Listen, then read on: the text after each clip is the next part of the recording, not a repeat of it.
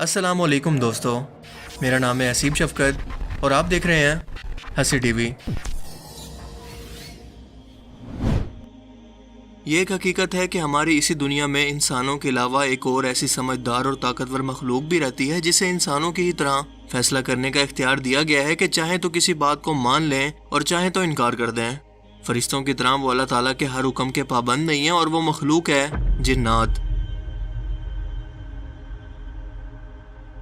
जिन्नात अक्ल और सोच के मामले में इंसानों से कमतर हैं, मगर बहुत सारी ऐसी दूसरी खूबियां हैं जो इन्हें इंसानों से बढ़कर अल्लाह ताला की तरफ से अता की गई हैं।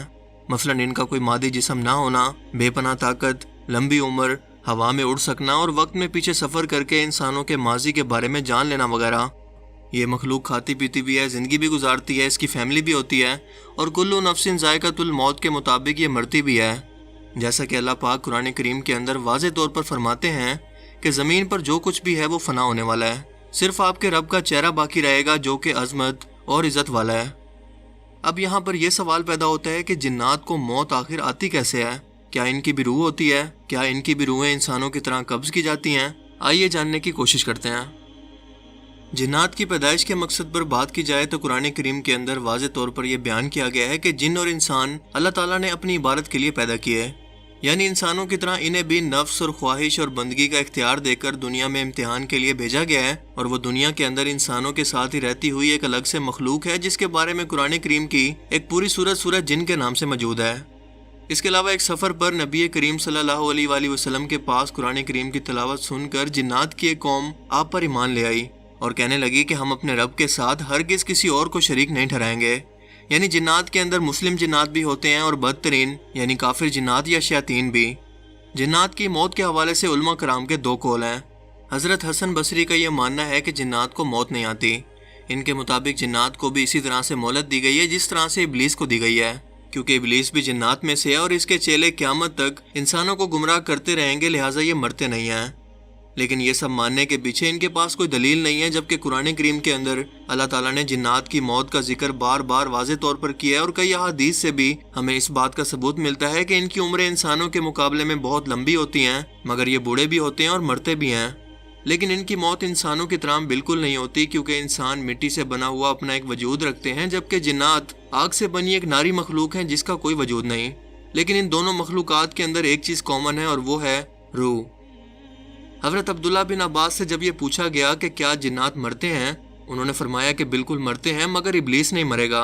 सिर्फ उसको अल्लाह ताला ने क़यामत तक की मोहलत दे रखी है और जब वो बूढ़ा होता है तो अल्लाह ताला फिर से इसे जवान कर देते हैं और ये हमेशा 30 साल की उम्र का ही रहता है और बुढ़ापे के बाद हमेशा जवानी की तरफ लौट आता है। जबकि बाकी जिन्नात इनकी अपनी तबई उम्र पूरी करने के बाद या किसी हादसे की सूरत में मौत हो जाती है। जहाँ तक जिन्नात की रूह कब्ज़ करने का सवाल है तो इस हवाले से हज़रत अब्दुल्ला बिन अब्बास से रिवायत है कि 4 किस्म के फरिश्ते हैं जो रूह कब्ज़ करते हैं, या 4 फरिश्तों को ये जिम्मेदारी दी गई है कि वो अल्लाह ताला की मखलूकात की रूह कब्ज़ करें। पहला फरिश्ता हज़रत इज़राइल अलैहिस्सलाम है, जिन्हें अल्लाह ताला ने ये जिम्मेदारी दी है कि वो सिर्फ इंसानों और फरिश्तों की ही रूह कब्ज़ करें। दूसरा फरिश्ता जो कि हज़रत इज़राइल अलैहिस्सलाम के मातहत होता है, इस फरिश्ते की जिम्मेदारी ये है कि वो जिन्नात की रूह कब्ज़ करता है। तीसरे फरिश्ते की जिम्मेदारी यह है कि वो ज़मीन पर मौजूद जानवरों, पानी में रहने वाली मखलूकात और कीड़े मकोड़ों की रूह कब्ज़ करते हैं और ये भी हज़रत इज़राइल अलैहिस्सलाम के मातहत हैं। और चौथे फरिश्ते को अल्लाह ताला की तरफ से हुक्म है कि वो दरख्तों और पौधों की रूह कब्ज़ करें और ये भी हज़रत इज़राइल अलैहिस्सलाम के मातहत हैं। कुरान करीम की यह सूरत वाज़े तौर पर जिन्नात की मौत का सबूत देती है कि ए ग्रोह जिन्नात, वो इंसान भी ऐसा ही गुमान करने लगे थे जैसा गुमान तुमने किया कि अल्लाह ताला मरने के बाद हरगिज़ किसी को नहीं उठाएगा। दोस्तों, जिन्नात और इंसान दोनों के अंदर रूहें पाई जाती हैं, मगर फ़र्क यह है कि हमारी रूह जो एक मादी जिस्म के अंदर मौजूद है, मौत के वक्त जिस्म को छोड़कर आलम बरज़ख के अंदर चली जाती है, जबकि जिन्नात की रूह एनर्जी या किसी करंट की सूरत में होती है। ऐसी एनर्जी जो कायनात के अंदर जितना वक्त भी मौजूद रहे तबाह नहीं होती और ना ही ख़त्म हो सकती है। ये एनर्जी इंसानी जिस्म के अंदर भी नेगेटिव और पॉजिटिव एनर्जी की सूरत में मौजूद होती है और इंसान की मुसलसल गुनाह करने की वजह से इसकी नेगेटिव एनर्जी बढ़ जाए तो ये जिन्नात इंसान के जिस्म में दाखिल होकर उसके जिस्म पर कब्जा करने की कोशिश करते हैं। लेकिन अगर वो जिस्म पाक साफ और पॉजिटिव एनर्जी से भरा हुआ हो तो खुद को, अपने जिस्म को न्यूट्रलाइज करके या अपने जिस्म से इस नेगेटिव एनर्जी को ख़त्म करके एक इंसान जिन्नात को मार और ज़ख्मी कर सकता है। इसीलिए अल्लाह के रसूल सल्लल्लाहु अलैहि वसल्लम ने जिन्नात के बारे में फरमाया कि जिन इंसान के जिस्म में खून की तरह दौड़ते हैं, اسے گناہ کی طرف مائل کرنے کی کوشش کرتے ہیں کہ اس کا دل برے خیالات اور نیگیٹو انرجی سے بھر جائے۔ لیکن جب وہ شخص اللہ کا ذکر کرتا ہے، اللہ تعالیٰ سے مدد مانگتا ہے، تو اس کے جسم کے اندر نور کے جیسی پازیٹیو انرجی داخل ہو کر اس نیگیٹو انرجی کو یا شیطانی جنات کو ختم کر دیتی ہے۔ اس ٹاپک پر میری ایک پوری ویڈیو موجود ہے، جسے اگر آپ دیکھنا چاہتے ہیں تو اس کا لنک آپ کو نیچے ڈسکرپشن میں یا اوپر آئی بٹن پر مل جائے گا۔ جنات کی موت اور بھی کئی طریقوں سے ہوتی ہے۔ ایک تو طبعی موت، جو کہ وہ بوڑھا ہو کر کئی سو سال کے بعد مرتے ہیں۔ اس کے علاوہ اگر کوئی جن کسی جانور کی شکل بدل کر انسانوں کے سامنے آ جائے اور کوئی انسان اس جانور کو مثلاً کتے یا بلی وغیرہ کو مار دے، تو وہ جن بھی اصل میں مر جائے گا۔ جیسا کہ روایت سے ہمیں پتہ چلتا ہے کہ ایک صحابی حضرت محمد بن نعمان انصاری رحمۃ اللہ علیہ اپنی قیام گاہ کے اندر آرام فرما رہے تھے کہ اچانک ان کے سامنے ایک ہولناک قسم کا ہفتہ ظاہر ہوا، جس سے وہ خوفزدہ ہو گئے اور اس کو مار ڈالا۔ اس واقعے کے کچھ ہی دیر کے بعد وہ اپنے گھر سے کہیں پر غائب ہو گئے۔ دراصل ان کو جنات اٹھا کر اپنے ساتھ لے گئے اور جنوں کے قاضی کے سامنے انہیں پیش کیا اور بتایا گیا کہ انہوں نے ایک جن کو قتل کر دیا اور ان کے مقتولین نے ان پر قتل کا دعویٰ کیا ہے۔ حضرت محمد بن نعمان انصاری نے اس سے انکار کیا اور کہا کہ میں نے کسی جن کو قتل نہیں کیا۔ تو قاضی نے پھر سوال کیا کہ مقتول کس شکل کے اندر تھا۔ بتایا گیا کہ وہ افتحے کی شکل کے اندر تھا۔ یہ سننے کے بعد قاضی اپنے پہلو میں بیٹھے ہوئے شخص کی طرف متوجہ ہوا تو اس نے بتایا کہ میں نے رسول اللہ صلی اللہ علیہ وآلہ وسلم کو فرماتے ہوئے سنا کہ جو تمہارے سامنے اپنی شکل بدل کر آئے تو تم اس کو قتل کر دو۔ یوں اس جن قاضی نے حضرت محمد بن نعمان انصاری کو رہا کر دیا اور وہ اپنے گھر لوٹ آئے۔ اسی طرح سے ایک اور صحابی کے بارے میں روایت ہے کہ ان کے گھر پر بار بار ایک افسہ موجود ہوتا، انہوں نے اس افسہ کو مار دیا۔ آپ صلی اللہ علیہ وآلہ وسلم کی خدمت میں پیش ہو کر جب انہوں نے اس واقعے کو پیش کیا تو نبی کریم صلی اللہ علیہ وآلہ وسلم نے اس بات کی تصدیق کی کہ وہ ایک جن تھا۔